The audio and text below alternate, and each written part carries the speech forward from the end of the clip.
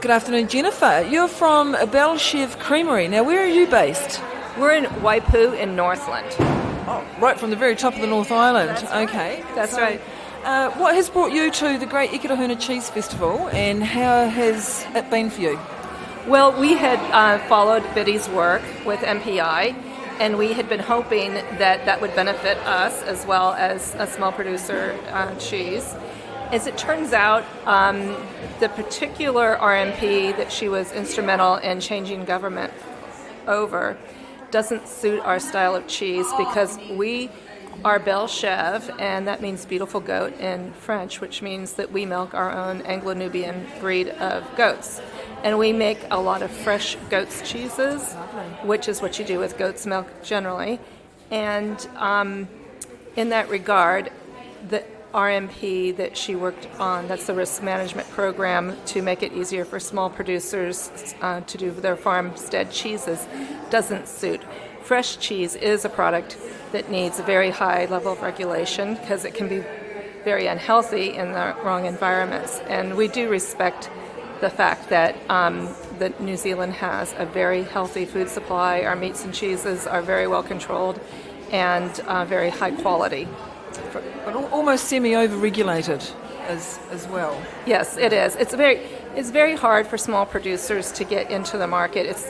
It's a catch-22. So I'm not registered right now. I came to the festival to show support, be part of the artisan cheese community, and also to get feedback on which of my cheeses. I was able to taste the cheeses but not sell the cheeses.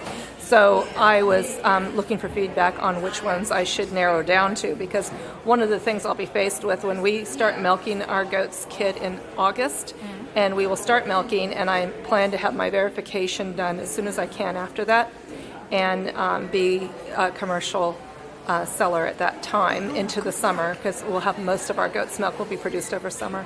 Fantastic. Yeah. So MPI have been here today. Have they been helpful? Have you managed to talk to them today?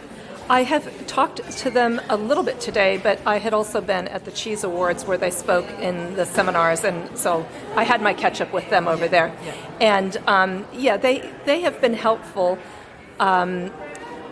They are working on a new cheese template, which they put out there. All of their click-through on their website goes to the new cheese template and that type of thing. And as it turns out, it's not a product that the verifiers are keen to work with just yet. So as it turns out, I'm going to reverse gears and go back to some of the older documents to base my risk management program on. So in some ways, you could almost be like Biddy. You're actually going to be leading the way into developing a new template and a new product that they're going to be able to work with and hopefully help producers in the future. Yes, I hope so. Yeah. The big catch-22 for us is not being able to sell, but still having to go through the motions. It's a lot of milk.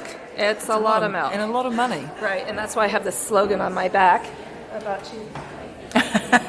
Making milk go away. Because when you can't sell your product and you're milking your animals and you're swimming in milk, and it does feel like that. It's like, what can I do with this to make it? I just need this to go away. So hard cheeses are great for that, and they use a lot of milk, and you come up with a small product that you don't have to do a lot of fiddling around with, as opposed to the camemberts and whatnot that need to be constantly turned, and the chèvre, the fresh goat's cheese that you then have to flavor and or not flavor and put in rolls, and then that typically gets vacuum packed and whatnot, which is very fiddly. So I can imagine. So have you had good feedback from the people saying they like this product over another product? Do you think that's going to help you develop what it is that you'd like to do in the future? Yes, absolutely. This has been, and particularly yesterday, I want to say that even though that was the family day or the locals day, the amount of knowledge in the attendees at this festival about cheese is incredible. I couldn't believe that the local Eketahuna community had that much cheese knowledge, and they were very scrutinizing in their comments about my cheeses, and I appreciated that. I had brought with me 3 Spanish-style hard cheeses, and I wanted to narrow it down to one. I don't want to make 3 Spanish-style cheeses.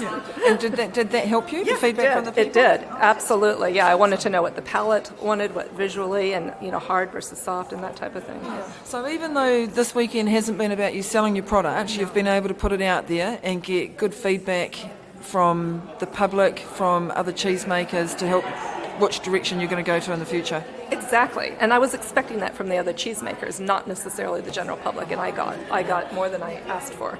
Awesome. I think we had a lot of people come in from out of town actually, which is really good too. So it's like, we can get people to come to Eketahuna. So if we did this again next year, would you come back and join us? Yes, absolutely. I've told the public I'll be here next year with cheese to sell. That's great. I think we're going to have another one next year, so you can.